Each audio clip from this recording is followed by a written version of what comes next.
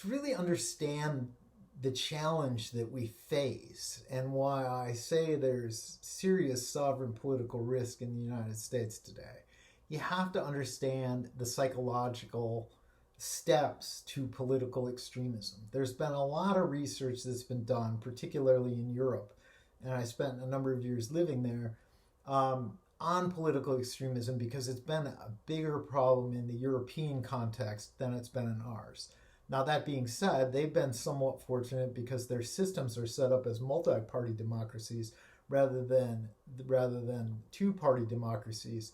And so in our system, the process has to be that extremists are pushed out and extremist ideas that are built around real grievances are incorporated into the partisan norm, and ultimately consensus is found. In multi-party democracies like Europe, typically the extremist parties exist, they get small amounts of the votes, there's an agreement that they won't be taken into the coalition. So they have looked extensively at what the psychology is that causes people to become political extremists. And I want you to think about people that you've encountered in your life as we walk through these. The first step towards political extremism is events, ones that cause psychological distress. Now to growing concerns about the deadly coronavirus officially hitting the U.S. Here's what we know. A Washington state resident fell ill after returning from Wuhan, China. Obviously, a pandemic, and if you think back to the outset, it's scary. We don't really know what's happening. We know this is going to be big. It's going to have an impact on us. It's logical that that would cause a level of distress. And so that's an example. You can find lots of examples. The next step in that process is a desire for people to have cognitively simplistic answers to what they face.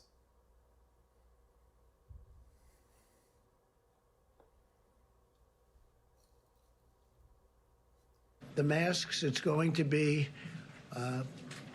really a voluntary thing, wearing a face mask as I greet presidents, prime ministers, dictators, kings, queens. I don't know. Somehow I don't see it for myself.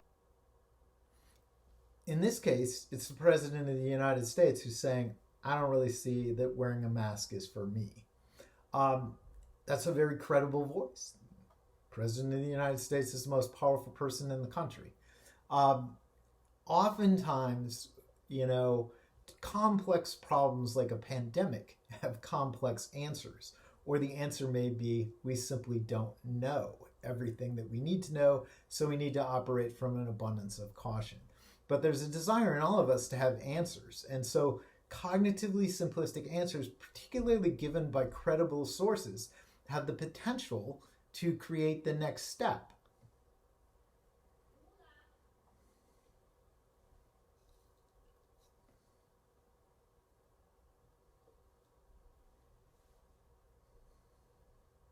No, I don't wear a mask, even though I have my immune system is a little compromised because I'm a breast cancer survivor. When people start to subscribe to cognitively simplistic answers, they tend to develop overconfidence in the validity of their opinions. There's a cognitive bias.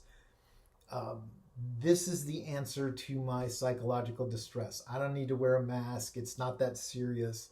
Yes, in the case of this woman, there may be some serious reasons why I should, but I don't really need to do this.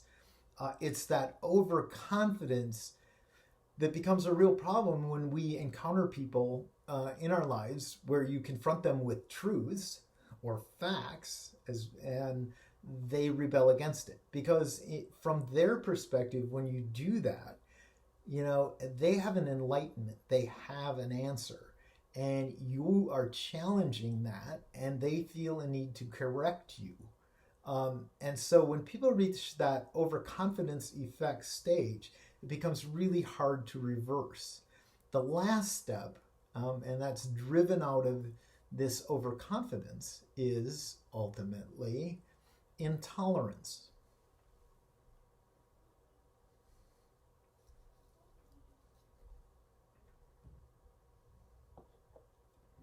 chaos on a JetBlue flight. Look, the second he said something, I pulled it over my nose.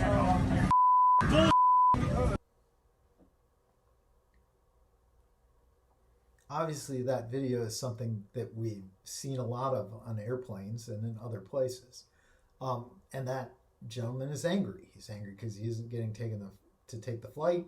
He's angry because he doesn't feel that things were presented to him correctly. He obviously had his mask down below his nose. He didn't feel that those rules applied to him, and he's responding with anger. As I said before, when people reach that stage of overconfidence and intolerance, they've really reached the point of political extremism from a basic psychological level. What that begs the question is, what is it that Americans are fearing, and what is driving that type of extremism? So, if you need to contact me, there's my Twitter handle. Certainly reach out. Thanks for the time. I know it's a long period. You just had a major motion picture on democracy. Hope you enjoyed it. I'm going to be working on other ways to get this out in a variety of formats, many shorter than this. If you have questions, simply reach out.